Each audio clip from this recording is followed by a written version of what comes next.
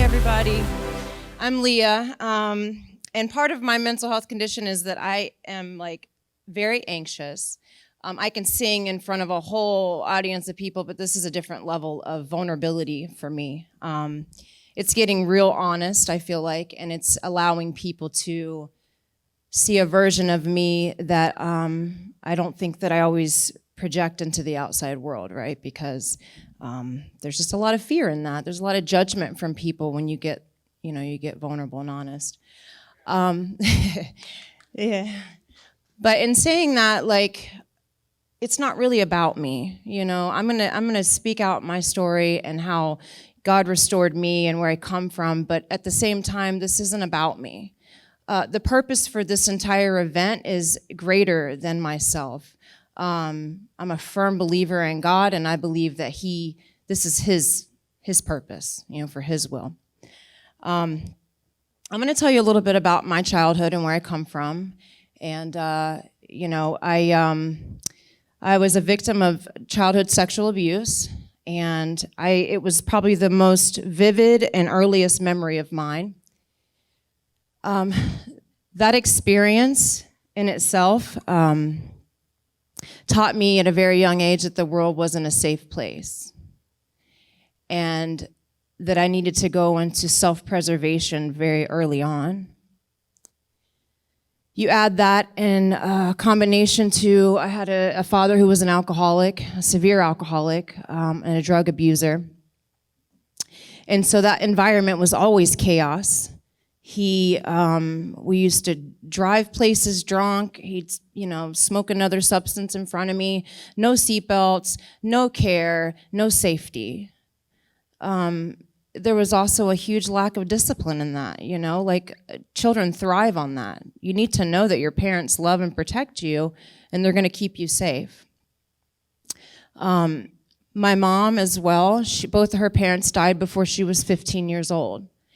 And because of that, she didn't have any idea either of how to be a parent, So she was seeking love in bars and in men and whatever she could do to make herself feel loved and safe.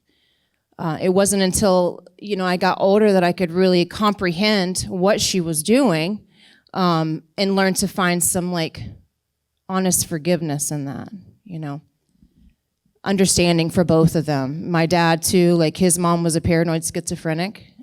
She walked around the house all the time, tapping things and talking to herself. His dad was a 25-year Army vet, and so the mentality with that, it wasn't as nurturing, I don't think, for my dad. So anyway, we fast forward a little bit, and excuse me, I have to look at my notes a little bit. Let's see. So again, that led me to this place of not feeling safe. When you don't feel safe and you don't feel loved and you don't feel like you're, something's wrong with me, let me just say. I felt like something was wrong with me. Why didn't my parents take care of me? Why didn't my parents protect me? Both of my parents were ones to give me drugs and alcohol at a very early age. So to me, that lifestyle was normal. That's how we handled stuff. That's how we had fun, and that carried on to my adult life. But again, so being molested at a young age, I've been sexually assaulted many different times following that, but that very young age, and then I didn't tell anybody for almost 20 years about what happened to me. So you have a child that is hiding something pretty big, and accumulation with, of course, the neglect and all those other things that happen. And so I immediately tried to self-medicate in all different ways. And that looked like many different things, not just drugs and alcohol, but it looked like codependency. It looked like, oh God. I tried to fit in with other people, right? I always wanted to be somebody else. I didn't want to be me because being me was pain. Being me was never good enough. So I wanted to fit in with other people, whatever that looked like. So by the age of 16, I had my first suicide attempt. I think, to be honest, it was more of a cry for help and attention than it was actually wanting to die. But I wanted my parents to want to be with me. I wanted my mom to stay home at night with me. I wanted my dad not to be drunk and disorderly at a cheerleading practice. So my second attempt at suicide was when I was 18. I was diagnosed as being depressed and having anxiety. I went on to take a slew of different medications. If it's an antidepressant, you name it, I took it. And then I found this particular prescription that numbed the pain. And I didn't have to feel anything anymore. And it made me feel like a superwoman. And I have scoliosis in my back, and I had a bad kidney and stuff, and so they prescribed me pain medication. And in theory, you think it's just doing something for the physical pain, but in fact, it was numbing this insanity I had up here. This stuff right here that I had no control over anymore. And the only thing I knew was to numb it. I didn't want to feel anything anymore. So I started to take prescriptions more often. I got pregnant very early. I wanted to be loved, have something to love me unconditionally. And I lost my first child. He was a stillborn, which was devastating, of course. And then I had another son right after that within 3 months because I thought that was going to fill a void, I think all that early childhood stuff, too, it led me to make poor decisions in relationships. I didn't know what a healthy relationship looked like, so I just wanted to be loved, just to be accepted, and whatever that looked like. And what that looked like was probably one of the most abusive relationships for 14 years. Both parties were abusive, though. I'm not just a victim, I'm a victimizer as well. You hurt me, I hurt you, and it's a back and forth battle. That relationship, we produced 2 children who suffered a lot by watching all of that.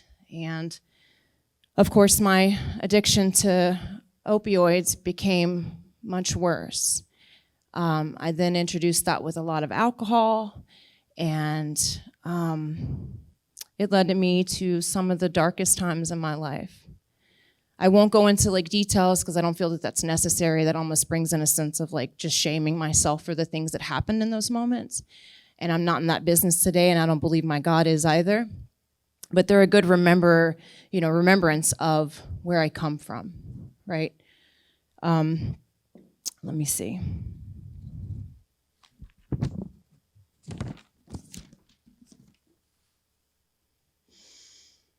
All right. So, and eventually one time during all my addiction and stuff, I did overdose. And at the time of my overdose, it didn't even faze me. It didn't faze me. I really didn't care if I lived or died anyway. So what was the point? I didn't feel at that time. Nobody cared, But there was many people that really cared. That was just my distorted view of reality and what life really was, Anyhow, years of that, and then all of a sudden, when I was still in active addiction, there was this spiritual presence with me, and I can't define it at the time. It just felt loving. It felt like it was guiding me to greater things, right? And it was a love like I had never felt in my life. I had never felt that loved ever in my life. And it was hard, though, because my self-will and my selfishness at that time, I didn't want to get better. I didn't care. I still had this deep-rooted sense that something was wrong with me. I'm a shameful human being, and I don't deserve to be here. In my active addiction as well, I had at one time been diagnosed as being bipolar. I don't know if that was drug-induced or not, but anyhow, I felt God, and He started to move me, and in the ways that He moved me, I ended up I've had several Baker Acts, a Marchman Act, and if y'all don't know what that is, that's where they bring you in and they put you on either a 72-hour hold, or a Marchman Act is where they make you go to rehab. And I did. I went to rehab one time, and then the day that I got, 45 days in fact, and the day I got out, I used again.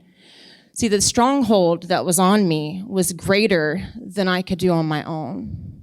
It was greater than I could do on my own, and I had to have a power greater than myself to restore me. Oh. But that was not easy. in and out of rehab, and eventually I ended up in jail.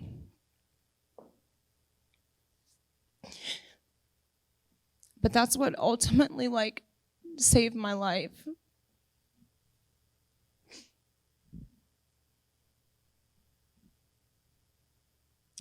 It forced me to sit still with myself.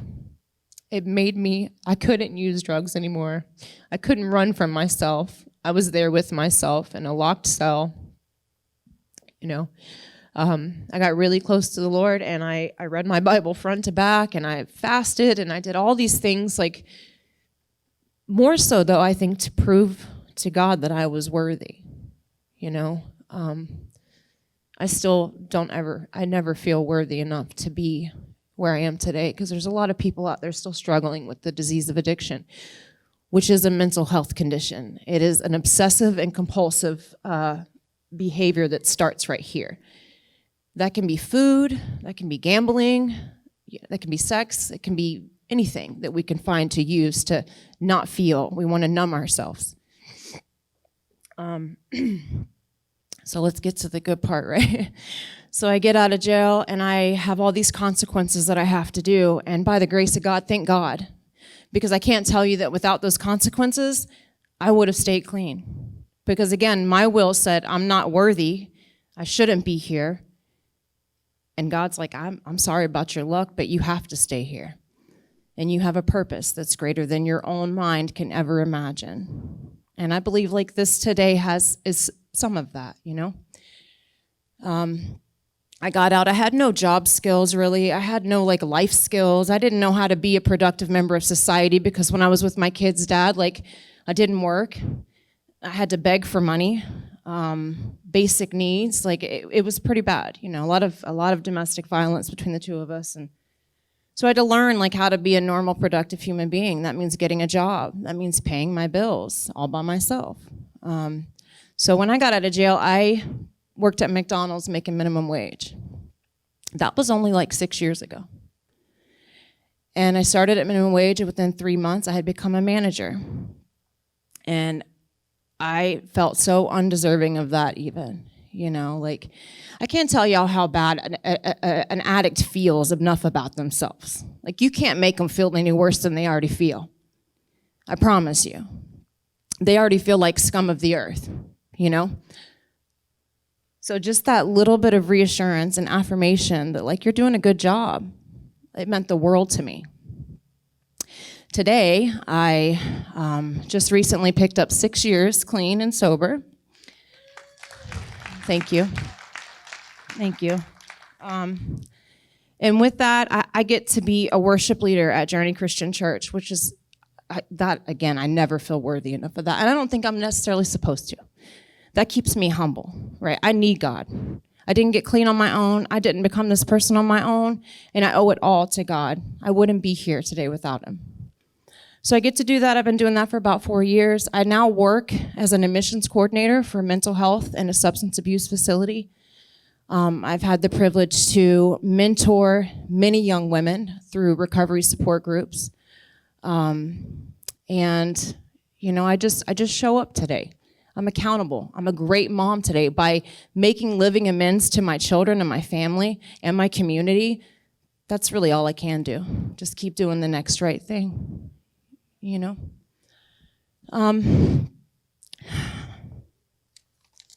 There was something, so I do therapy. Thank God for that. I do therapy, and there's something that she had said, and there's power in the word "and," right? Power in the "and." And I had this written down, but maybe not. Anyways, power in the word "and." So there's two truths. There is the Leah that has been traumatized as a child. She suffered, a lot. There's the Leah that also became the abuser. There's the Leah that was in active addiction. And there's this woman of God. There's this recovered woman. There's this light. And I'm a good mom. And I'm a good daughter. And both are true. And that brought me to like self-acceptance. It made me stop hating myself so much and realizing like I'm just a human being. I'm neither too good, I'm neither too bad. I'm just human. And I'll end with, there's something super powerful about a person's story. And I honestly believe that each one of our stories, that's our superpower. That's my superpower. It doesn't look good. It doesn't always feel good. It's not all rainbows and butterflies, but it's mine. You know, it's my story. That's my superpower. I get to touch people, and people touch me because I've been in these places that are really dark. You know, I've seen the light, and then I get to help others, you know, with that same blessing.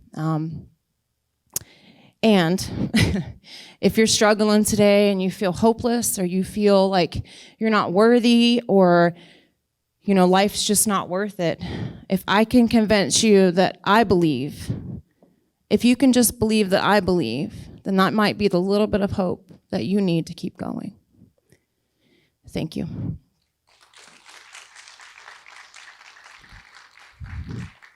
And if y'all will let me, I'm going to sing for you. After all. Oh, God.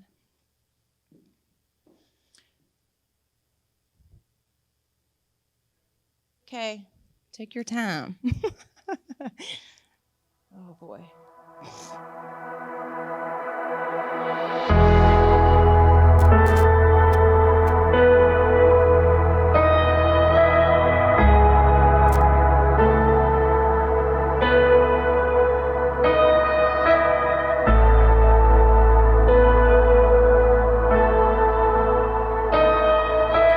I just want to speak the name of Jesus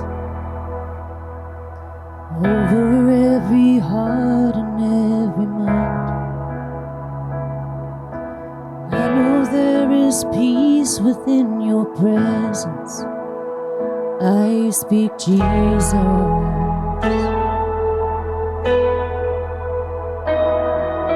And I just want to speak the name of Jesus till every dark addiction starts to break, declaring there is hope and there is freedom. I speak Jesus, 'cause your name is power, your name is healing, your name is life. Break every stronghold, shine through the shadows, burn like a fire.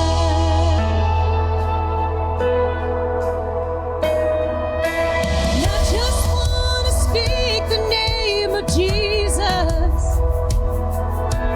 over fear and all anxiety, to every soul held captive by depression. I speak Jesus,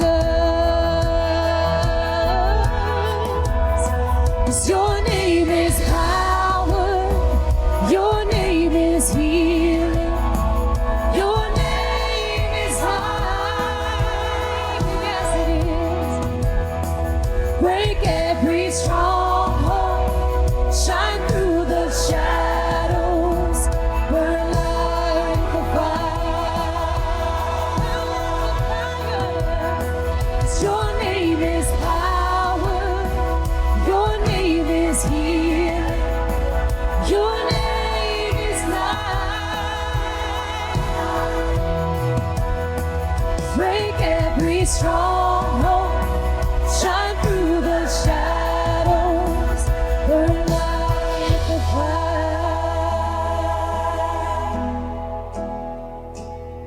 Shout Jesus from the mountains, Jesus in the streets, come on. Jesus in the darkness over every enemy. Jesus for my family, I speak the holy name, Jesus.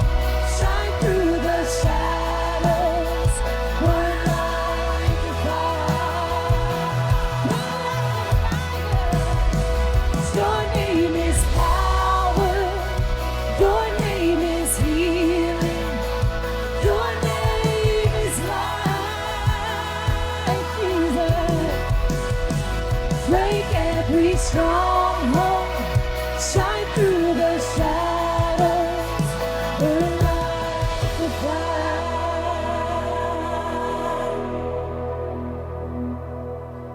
I just want to speak the name of Jesus over every heart and every mind. 'Cause I know there is peace within your presence. I speak Jesus.